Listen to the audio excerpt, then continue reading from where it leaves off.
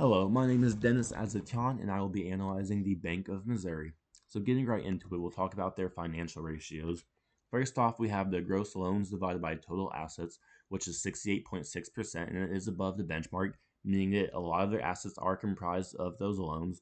Next up, we have their liquid assets divided by their total deposits, which is 30.6% and under the benchmark, meaning that they may not have enough liquidity in case of a bank run. Next up, we have their total deposits divided by total assets, which is above the benchmark at 82.6%, meaning that they have a pretty large deposit base, which is good. Then their non interest income over their total assets is also above the benchmark at 1.32%. So their non interest income is pretty good, pretty efficient. Their non interest expense over total assets is under the benchmark at 2.55%, which is good. It means that their non interest expense is quite low. Then we have the efficiency ratio, which is non-interest expense over total revenue at 54.6% under the benchmark. Again, showing that their non-interest expense is pretty low, which is good. Then they have their interest income over assets to earn interest, which is 3.67% under the benchmark, meaning that the assets they do have probably don't earn the most interest. Next up, the interest expense over liabilities to pay interest at 2.3%, almost double the benchmark, meaning the interest expense is a little bit high. So maybe they got into loan or they got some deposits at bad times at high interest rates. Then we have the net interest margin, which is net interest income over total assets. It's 1.68%. So the net interest margin is not the highest. It's almost 2% under the benchmark. Pretty bad. Their return on asset is net income over total assets, which is 0.42% under the benchmark. So they're not making the most on their assets. Then their return on equity, which is net income to total equity, is 6.41%, which is also under the benchmark. So they're not getting the biggest returns on their equity either. Then we have the capital ratio, which is total equity divided by total assets, and that is 10.25%, above the benchmark, so they meet that standard. Then their net charge off divided by total gross loans is significantly under the benchmark. It's 0.00074, and that's because they don't make very risky loans. All their loans are very safe, which would explain the lower interest income. Their provision for loan loss reserves divided by total gross loans is also under the benchmark, but barely. It's 0.004 because they make safe loans. They don't have a high provision. Then their allowance for loan losses divided by total gross loans is 0.9%, slightly under the benchmark.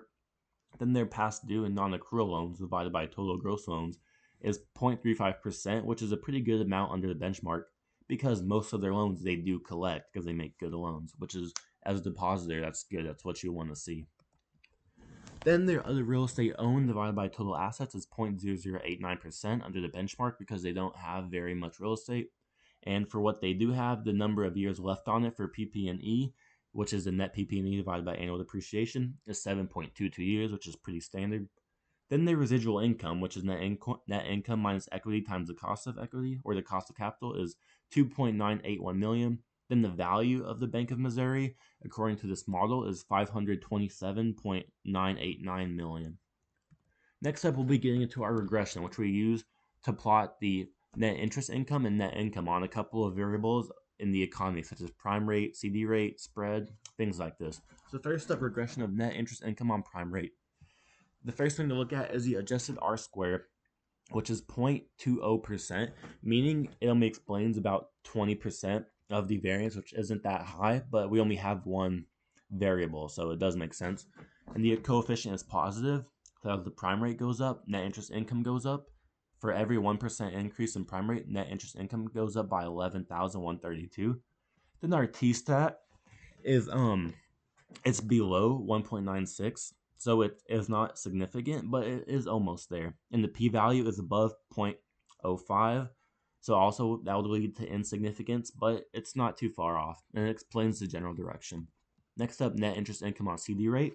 The adjusted R square is 0.20% again, or 0.20, which is 20% of the variance explained. The coefficient is positive, so as CD rates go up, the net interest income also goes up by 10,440 for each 1% increase in the CD rate. The T-stat, very similar to the last one, is slightly below what it needs to be significant, and same with the p-value. Next up, we have the net income on the prime CD spread, which this adjusted R-square is actually negative. So I believe that means that it's not significant at all, but you can still see the general trend. It's negative. So as the prime CD spread increases, the net income of the bank goes down by 3,130. Yet then the T stat is negative, so that's insignificant because it's not it's above the 1.96, and then the p value is way above what it needs to be, so that is insignificant. The next up, the net income on default spread, another negative adjusted R square, that would lead to insignificant. But then the coefficient, you see it is negative. So as the default spread increases, the net income for the bank goes down, and vice versa, by 6,587 for each 1% increase. Then the T stat and the p value would both show that this is insignificant, but at least we get to see the general trend that it moves with the default spread.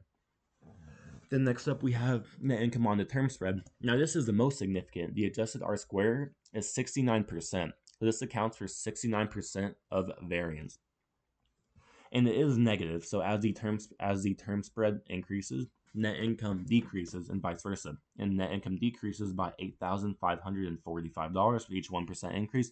Now the T stat is definitely below that negative 1.96 at negative 4.63. So that is very significant.